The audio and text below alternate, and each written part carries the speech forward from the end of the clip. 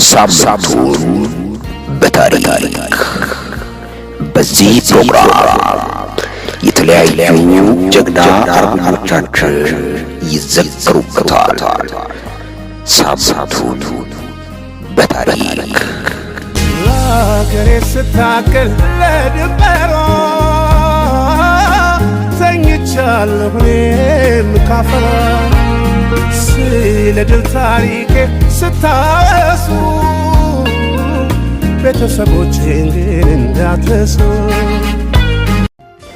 ጸሐፊ ትእዛዝ አክሊሉ ሀብተወልድ የአፍሪካ ህብረት ባለውለታ የቀድሞ የኢትዮጵያ መንግስት ጠቅላይ ሚኒስትር ጸሐፊ ትእዛዝ አክሊሉ ሀብተወልድ ለደርግ የምርመራ ኮሚሽን ዓለም በቃኝ እስር ቤት ሆነው ያዘጋጁትን የታሪክ ማስታወሻ ላኩ። በመስከረም ወር 1986 ዓመተ ምህረት በኢትዮጵያ መጽሔት ላይ የወጣው ይኸው የታሪክ ማስታወሻ ለህይወት ታሪካቸው ዋቢ ምንጭ ሆኗል። ጠቅላይ ሚኒስትር አክሊሉ ሀብተወልድን በአጭሩ የአፍሪካ ህብረት ባለውለታ የደረሰው ይድረስ፣ ደካማ ሆኜ መታየት አልፈልግም፣ የሀገሬን ጥቅምና መብት የሚነካ መስሎ ከታየኝ መናገሬን አልተውም። የአፍሪካ ህብረት ባለውለታ ጸሐፊ ትእዛዝ አክሊሉ ሀብተወልድ። አክሊሉ ሀብተወልድ ገና በ19 ዓመቱ ጀምሮ በተማሪነቱ ለሀገሩ ይሟገት ነበረ። መጋቢት 5 ቀን 1904 ዓ.ም ሸዋ ቡልጋ የተወለደው አክሊሉ የአብነት ትምህርትና አማርኛ ቋንቋን በቤተ ክርስቲያን አጥንቷል። ከግብጽ እስክንድሪያ እስከ ፓሪስም ህግና ፖለቲካን በጥሩ ሁኔታ ተምሮ አጠናቋል። በ1920ዎቹ ጀምራ ጣሊያን ኢትዮጵያን ለመውረር የምታደርገውን ጥድፊያ ለመመከት ከተማሪነቱ ጀምሮ ለሀገሩ ነጻነት ገና በወጣትነቱ ብዙ ደክሟል።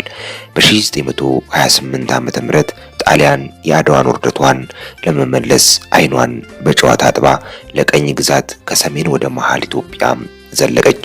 ያኔ አክሊሉ ሀብተወልድ በወቅቱ የዓለም ልዕለ ኃያል የነበረችው ፈረንሳይ እንድታሸማግል ብዙ ጥረዋል። በጀኔቫም የኢትዮጵያን ድምጽ ሆነው የጣሊያን ሴራም አጋልጠዋል።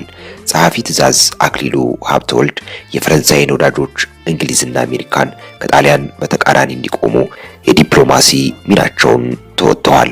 በ1933 ዓመተ ምህረት የነ ጸሐፊ ትእዛዝ አክሊሉ ሀብተወልድ ድምጽ ተሰምቶ እንግሊዝ ጦሯን በጣሊያን ላይ ሰበቀች። አርበኞች ከእንግሊዞች ጋር ሆነውም ጣሊያን በመጣችበት መንገድ አንገቷን ደፍታ እንድትመለስ አደረጉ። ከነጻነት በኋላም ኤርትራን ለማዋሃድ ጸሐፊ ትእዛዝ አክሊሉ ብዙ ወርደዋል። በመጨረሻም ተሳክቶላቸዋል። በ1942 ዓመተ ምህረት ኤርትራ ከኢትዮጵያ ጋር ለማዋሃድ ይሁንታዋን ቸረች። ጉዳዩ ዓለም አቀፍ ተቀባይነትን አገኘ። በ1953 ዓመተ ምህረት በነ ጀነራል መንግስቱ ንዋይ በተመራው መፈንቅለ መንግስት ራስ አበበ አረጋይን ጨምሮ ሌሎች ሹማምንቶችም ተረሸኑ። ጸሐፊ ትእዛዝ አክሊሉ በተረሸኑ ሚኒስትሮች የሚሾም ሲፈለግ ለአክሊሉ የጠቅላይ ሚኒስትርነት ሹመትም በጃንሆይ ተቸራቸው። አክሊሉ ሀብተወልድ የቀድሞ የአፍሪካ አንድነት ድርጅት የአሁኑ የአፍሪካ ህብረት ኮሚሽን እንዲመሰረት ትልቁን ኃላፊነት ከኢትዮጵያ ተቀብለው የአንበሳውን ድርሻ ተወጥተዋል። በተለይ የህብረቱ መቀመጫ አዲስ አበባ እንዲሆን የህብረቱን ህንጻ በአጭር ጊዜ ውስጥ አስገንብተው ለአገልግሎት እንዲውል ያደረጉ ባለውለታ ናቸው። ትልቁን የማማከር ስራም በመስራት ህብረቱ እንዲጠናከር የማይዘነጋ ስራ ሰርተዋል። ጠቅላይ ሚኒስትር አክሊሉ ሀብተወልድ እስከ አብዮቱ አጋማሽ 1966 ዓ.ም ድረስ በጠቅላይ ሚኒስትርነት አገልግለዋል። መስከረም 2 ቀን 1967 ዓመተ ምህረት ጃንሆይን ጨምሮ ሌሎች ሹማምንቶችም ወደ ወህኒ እንዲወርዱ ጠቅላይ ሚኒስትር አክሊሉም አብረው ወደ እስር ተወረወሩ። እርሳቸው ጽፈውት የአዲስ አበባ ዩኒቨርሲቲ ያሳተመላቸው የጠቅላይ ሚኒስትር አክሊሉ ማስታወሻ እንደሚያትተው ጠቅላይ ሚኒስትር አክሊሉ ሀብተወልድ የኤርትራ ጉዳይ መስመር እንዲይዝና በሌሎች የሀገር ጉዳዮች ላይ ያበረከቱትን አስተዋጽኦ ታይቶ ይቅርታ እንዲደረግላቸውና ለሀገራቸው ተጨማሪ ነገር እንዲሰሩ ጠይቀው ነበረ። ነገር ግን ደርግ አራራም፣ ይቅርታውን አልተቀበለም። የኋላ ኋላ እንደሚገደሉ ሲያውቁ ጠቅላይ ሚኒስትር አክሊሉ ሀብተወልድ ለደርግ ሹመኞች ይህንን ተናገሩ። እኛም በመግደል ኢትዮጵያን ከደህንነት የምታወጧት ከሆነ ድርጊታችሁን እንደ ታላቅ በረከት በጸጋ እንቀበላለን።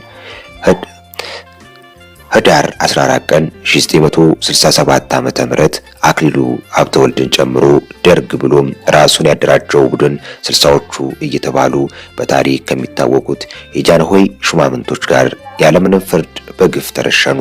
አክሊሉ ሀብተወልድ በተማሪነታቸው ጀምሮ ለሀገራቸው እንደኖሩ በ63 ዓመታቸው በጥይት እስከ ዓላማቸው ተገደሉ።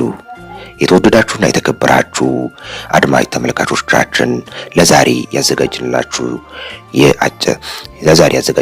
ፕሮግራም ይህን ይመስል ነበር። በቀጣይ በሌላ ፕሮግራም እስከምንገናኝ ቸር ሰንብቱ። ሰናይ ጊዜ